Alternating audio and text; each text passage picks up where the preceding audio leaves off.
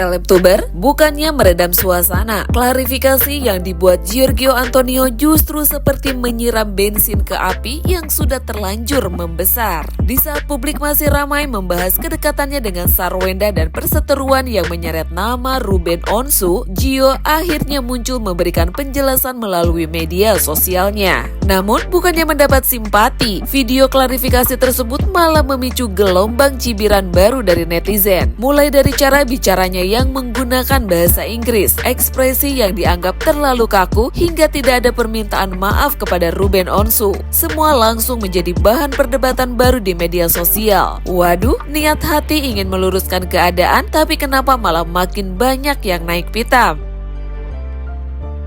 Beberapa hari terakhir nama Giorgio Antonio kembali menjadi sorotan setelah dirinya mengunggah video klarifikasi terkait berbagai tudingan yang diarahkan kepadanya. Dalam video tersebut, Gio menegaskan bahwa hubungan dengan Sarwenda berjalan baik-baik saja. Ia juga mengaku memaafkan semua komentar negatif yang diterimanya dari netizen. Namun di sisi lain, Gio juga memberi sinyal bahwa dirinya siap menempuh jalur hukum terhadap pihak-pihak yang dianggap menyebarkan fitnah. Apa kabar? Semoga semuanya sehat selalu ya.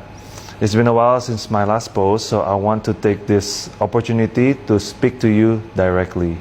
First of all, I want everyone to know that Sarwenda and I are healthy, and we're taking some time off from social media so we can spend more quality time together. From the bottom of my heart, I would like to say thank you to all Sargios. Thank you for standing by us over the past year, for your prayers, your support, and your unwavering belief in us. I also want to express my sincere gratitude to every brand and partners who have continued to place their trust in us. We truly appreciate every opportunity that you have given us. As many of you know, there has been countless rumors, false accusation, and negative stories circulating about Sarwenda and me. We choose not to respond with anger or hatred, because we understand that many people simply do not know us personally or the truth of what we've been through. I hope we continue to be a community that spreads kindness, love, and positivity. Let's never allow negativity to define who we are. We genuinely forgive those who have misunderstood or judged us unfairly. However, for those who have intentionally created and spread false information with the purpose of harming others, we believe the appropriate legal process should take its course. To every Sargios, please keep believing, keep your faith strong. Every challenge is temporary, and we truly believe that better days are ahead. It's simply a chapter that is making us stronger, wiser, and more grateful than ever before. We miss every one of you and can't wait to see you guys again, whether it's through our live stream, events, or wherever our paths cross. Until then, please take care of yourself, stay healthy, and continue to spread kindness wherever you go.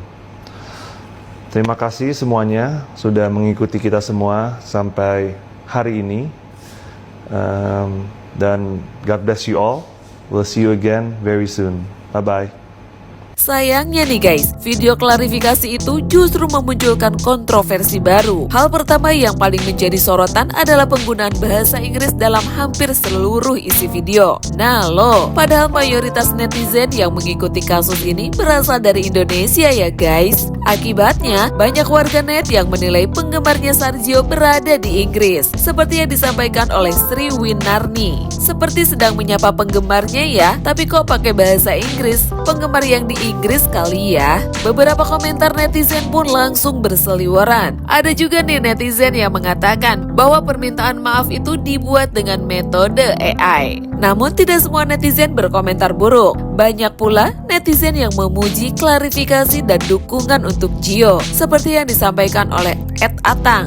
Gio berhak bersuara karena dia orang terdekat sebagai pacarnya Sarwenda. Kena fitnah, dihujat juga oleh orang-orang yang tidak suka dengan Sargio Sarwenda. Ada juga yang disampaikan oleh Nitnot. Terima kasih sudah memberi kabar. Melihat kalian tampak sehat dan bahagia sudah menjadi hadiah yang menenangkan. Semoga langkah-langkah indah berikutnya datang pada waktu yang tepat. Kami akan selalu mendukung dan menantikan setiap momen dengan doa terbaik. Komentar datang lagi dari @esliaw. Semangat Pak Gio dan SW. Kami menunggu kalian live lagi. Wah, kalau soal netizen nih, satu kalimat saja kadang bisa jadi bahan diskusi berhari-hari. Yang menariknya lagi nih guys, publik juga menyoroti satu hal yang dianggap hilang dari video klarifikasi tersebut, yaitu tidak ada permintaan maaf kepada Ruben Onsu. Padahal selama beberapa waktu terakhir, nama Ruben Onsu menjadi salah satu pihak yang paling sering dikaitkan dalam polemik ini. Karena itulah, netizen mempertanyakan mengapa Gio memilih menjelaskan banyak hal tetapi tidak menyinggung permohonan maaf kepada Ruben. Pandangan ini bahkan diperkuat oleh pernyataan mantan manajer Sarwenda, Nanda Persada. Menurut Nanda, inti persoalan justru tidak disentuh dalam klarifikasi tersebut. Akibatnya, sebagian publik merasa Gio seperti menghindari pokok masalah yang sebenarnya sedang diperdebatkan. Aku bingung loh gitu, kenapa harus menggunakan bahasa Inggris, terus juga tidak ada permohonan maaf langsung juga di situ kepada Ruben, sedangkan Ruben sudah mention dengan jelas nama Gio di situ tentang isu dengan anak-anaknya. Jadi menurut aku kurang pas, kurang bijak juga gitu. Apa sih yang mau disampaikan sebenarnya gitu kan? Tujuannya belum. Ya, apakah mungkin ke fans-fansnya yang cuma di Indonesia mungkin yang di luar negeri, di Amerika, Afrika dan lain-lain, mungkin secara internasional itu wajar kalau menurut aku, kalau memang targetnya ke sana ya gitu. Cuma kalau buat fans yang di Indonesia, menurut aku cukup kok dengan bahasa Indonesia gitu. Semua presiden kita juga menggunakan bahasa Indonesia gitu ya ketika menjelaskan apapun itu gitu. Menurut Mas Nanda ini, Gio ini ya orang yang tidak masuk dalam polemik Ruben dan Sarwenda ini, tepat gak sih Mas untuk melakukan klarifikasi sebenarnya? Aku rasa sih tepat sih, karena dia mau tidak mau sudah terlibat dalam konflik ini gitu ya. Masalah soal menyangkut dengan ada keterlibatan anak-anak di situ.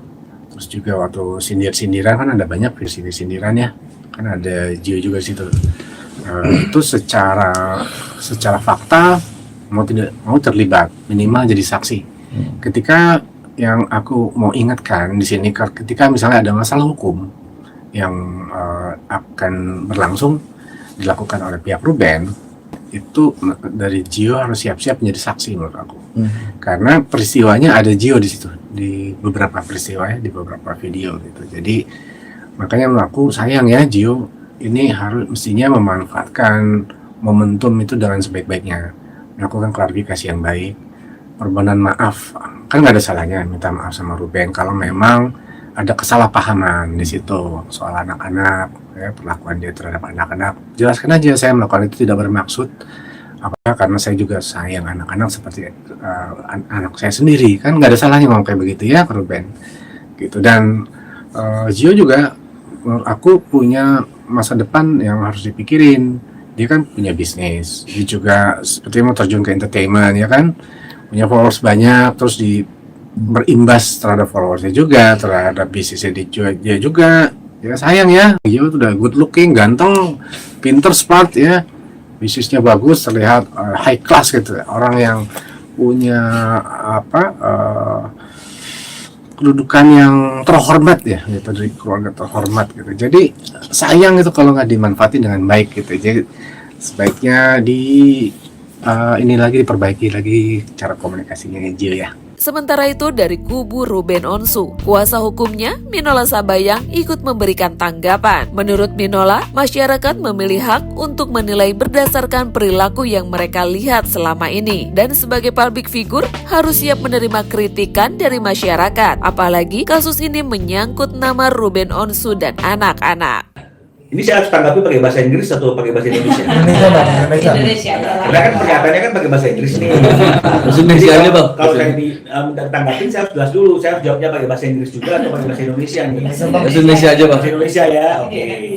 Jadi pertama, sebenarnya apa yang disampaikan oleh teman prianya S itu kan nggak ada kaitan dengan perkara yang sedang saya urus. Ya, cuma mungkin ada singgungan karena memang apa yang dilakukan oleh teman pria S ini itu ikut menjadi sorotan karena di dalamnya ada hal-hal yang berkaitan dengan masalah Ruben Onsu dan anak-anaknya Ruben. Ya, jadi dia bebas untuk mengatakan apapun, bebas untuk mengatakan bahwa hubungannya dia dengan S itu sehat-sehat saja, atau mereka memang lagi sehat sekarang dan hubungannya itu hubungan profesional, atau apapun yang mereka katakan, dia katakan itu adalah haknya dia. Ya, kalau misalnya kemudian dia mengatakan ada tuduhan-tuduhan palsu atau ada tudingan-tudingan yang tidak sesuai dengan apa yang seharusnya dari masyarakat, itu juga adalah haknya dia. Karena yang tahu apa yang terjadi sebenarnya di dalam itu kan hanya mereka berdua. Masyarakat hanya menilai perilaku. Ya, jadi kalau misalnya kemudian perilaku kita menunjukkan ada sesuatu yang tidak memenuhi norma-norma di mata masyarakat, maka tidak bisa dicegah. Masyarakat akan memberikan komentar dan kritikan. Kalau misalnya itu hanya tontonan, itu hanya tayangan, sebenarnya di balik itu nggak ada apa-apa, ya itu kan yang tahu hanya mereka. Ya, kalau misalnya kemudian tuduhan-tuduhan yang lain-lainnya itu juga sebenarnya itu adalah bohong atau palsu, yang tahu juga adalah G, kan begitu, ya. Masyarakat tidak tahu, gitu. Jadi artinya oleh karena masyarakat tidak tahu, maka masyarakat akan menilai perilaku kita, masyarakat akan menilai ucapan kita, dan kita tidak bisa menyalahkan masyarakat untuk menilai kita dari perilaku dan dari ucapan kita dan dari jejak digital kita. Jadi artinya itu yang bisa saya sampaikan, dan kalau memang misalnya kemudian dia merasa ada hal-hal yang tidak sesuai dengan apa yang disampaikan oleh masyarakat, sepanjang dia bisa membuktikan itu tidak sesuai, saya kira terbuka artinya bagi dia untuk melakukan upaya hukum.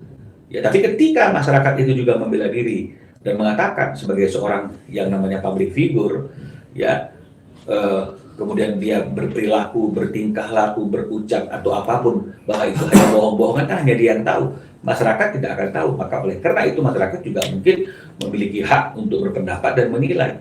Dan ini sejalan dengan putusan Mahkamah Konstitusi.